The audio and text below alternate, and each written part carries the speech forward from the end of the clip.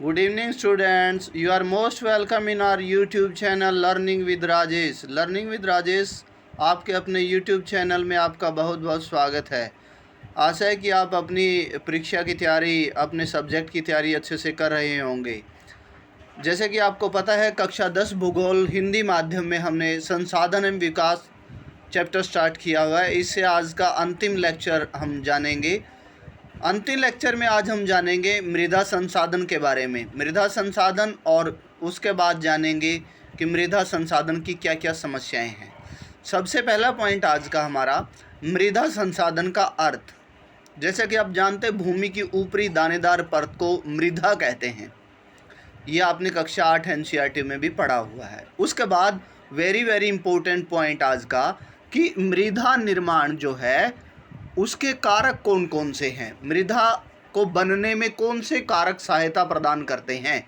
उच्चावच, उच्चावच का मतलब है कि भूमि की बनावट। उसके बाद जनक सेल, यानी कौन सी सेल से, कौन सी रॉक से वो मिट्टी बनी है। आपको पता है कि सेल कई हार्ड होती हैं तो कई सॉफ्ट भी होती हैं। उसके बाद उनके कलर में भी अंतर होता है। जलवायु, जलवायु का भी बहुत फर्क पड़ता है। जलवायु में मतलब वर्षा वहाँ पर कैसी होती है, वहाँ का टेम्परेचर कैसा है, ये सब डिपेंड करता है मृदा को बनाने में। उसके बाद वनस्पति, यानी वहाँ पर वनस्पति कैसी है। यहाँ पर वनस्पति सघन वनस्पति है या फिर वहाँ वनस्पति बिल्कुल ही है ही नहीं, वहाँ खाली पड़े हैं। उसके बाद जैव पदार्थ, उसमें ह्यूमस की मात्रा, उसमें कौन कौन से कैसे जैसे बैक्टीरिया है, वो भी मृदा निर्माण में महत्वपूर्ण भूमिका अदा करते हैं। समय, आपको पता है समय के साथ मृदा के जो आकार, उसके स्वरूप में परिवर्तन आता रहता है। और पवन भी मृदा निर्माण का महत्वपूर्ण कारक है। जल की क्रिया भी महत्वपूर्ण भूमिका निभाती है मृदा निर्माण में। आई होप कि आपको पॉइंट्स क्लियर हो गया होगा। उसके बाद मृदा में जैव और अजैव दोनों प्रकार के पदार्थ पाए जाते हैं। जैसे कि आपको पता है बैक्टीरिया होते हैं जो कि जैव होते हैं, और बाकी जो चट्टानें होती हैं, किस चट्टान से वो बनी है, वो अजैव है। इस प्रकार दोनों प्रकार के तत्व उसमें पाए जाते हैं। अब अगला और very very important point lesson से कि मृदा के कौन कौन से प्रकार पाए जाते हैं भारत में। सबसे पहले तो ऑब्जेक्टिव टाइप में आपसे यही पूछा जा सकता है कि मृदा के कौन कौन से प्रकार भारत में मुख्यतः पाए जाते हैं। हमने पढ़ा जलोढ़ मृदा, काली मृदा, लेटराइट मृदा, लाल व पीली। उसके बाद नेक्स्ट पॉइंट हम जान रहे हैं कि रेतीली, उसके बाद पर्वतीय मृदा। अब इनके बारे में एक एक करके हम जानेंगे, एक एक करके हम जानेंगे कि जलोढ़ मृदा। सबसे पहले हम जलोढ़ मृदा के बारे में जान रहे हैं कि जलोढ़ मृदा भारत के उत्तरी मैदान में पाई जाती है। हमने कक्षा 9 एनसीईआरटी ज्योग्राफी में पढ़ा था कि भारत का जो उत्तरी मैदान है, नॉर्दर्न प्लेन है, उसमें जलोढ़ मिट्टी पाई जाती है। उसके बाद यह मिट्टी बहुत उपजाऊ है। आपको पता है ना कि जलोढ़ मिट्टी नदियों के द्वारा बहाकर लाई गई मिट्टी है जो कि बहुत उपजाऊ होती है।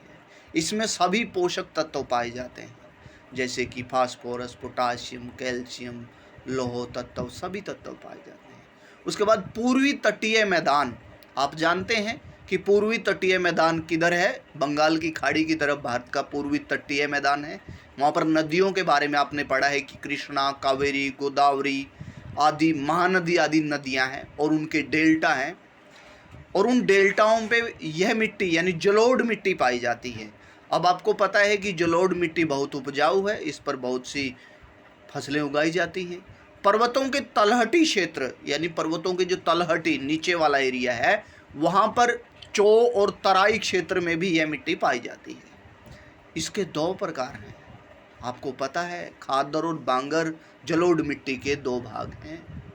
अब खादर और बांगर में अंतर क्या है, ये इम्पोर्टेंट क्वेश्चन आता है कई बार पेपर में कि खादर जो नवीन जलोढ़, यानी जैसे कि बाढ़ आती रहती है नदी के आसपास के क्षेत्रों में, पानी द्वारा नई मिट्टी लाई जाती है, उस नई मिट्टी को खादर कहा गया है।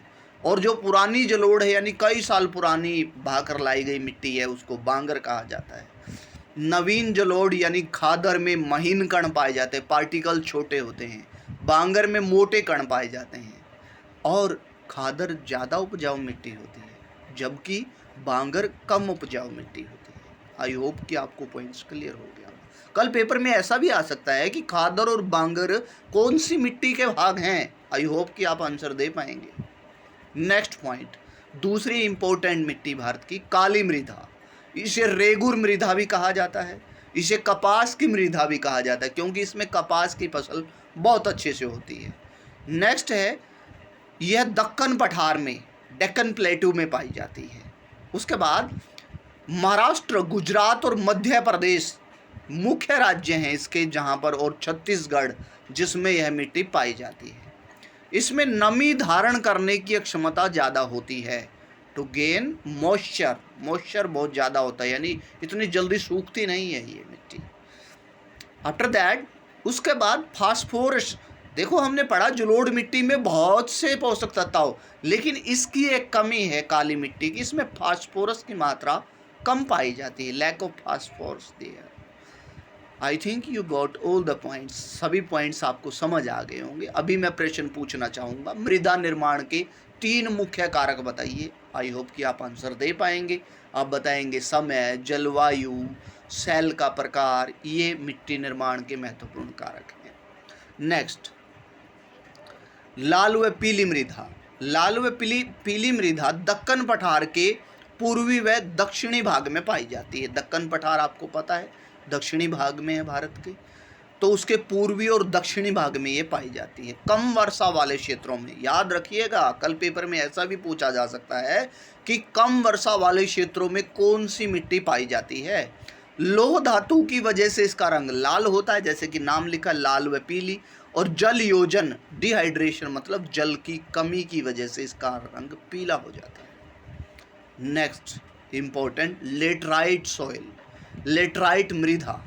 इसमें हम जानेंगे कि अधिक वर्षा वाले, अधिक तापमान वाले क्षेत्र में पाई जाती है, और अधिक वर्षा होगी तो निक्षालन, निक्षालन का मतलब है पानी खड़ा रहेगा और उससे मिट्टी का कलर चेंज होता रहेगा, यानी ज़्यादा पानी खड़ा होने के कारण, जिसे निक्षालन, लीचिंग कहा जाता है, उसकी वजह से इस मिट्टी का निर्माण होता है।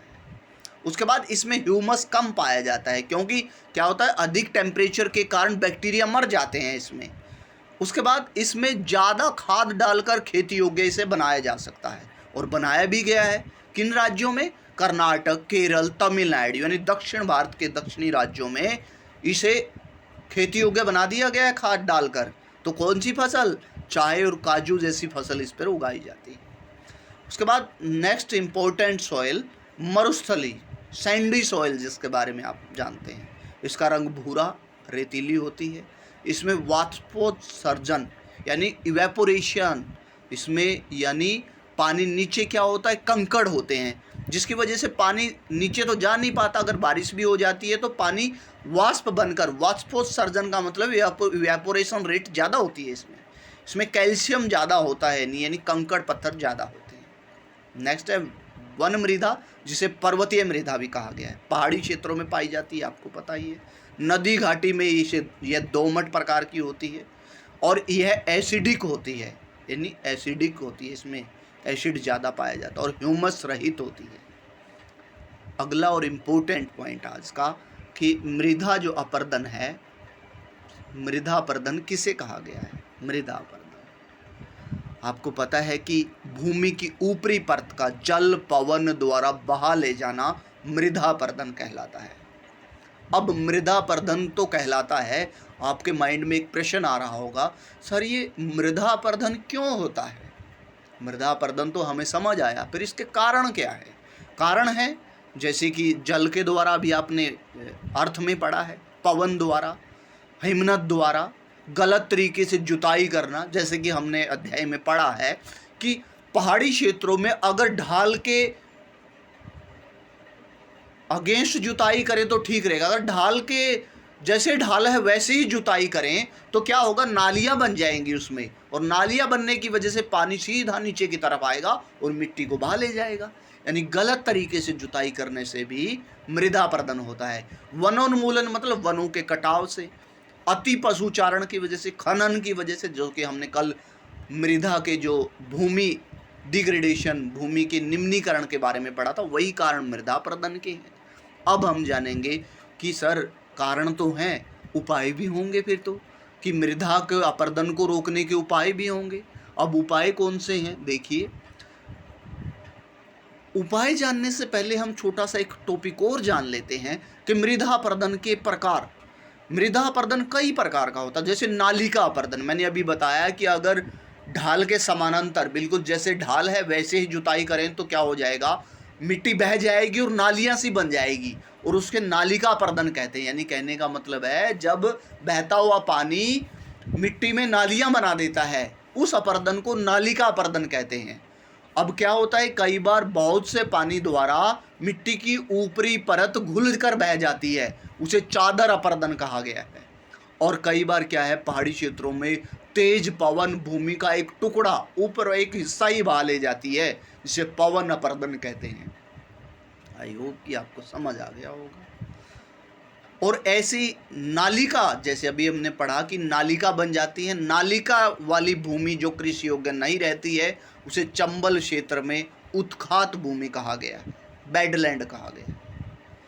अब मृदा अपरदन रोकने के उपाय।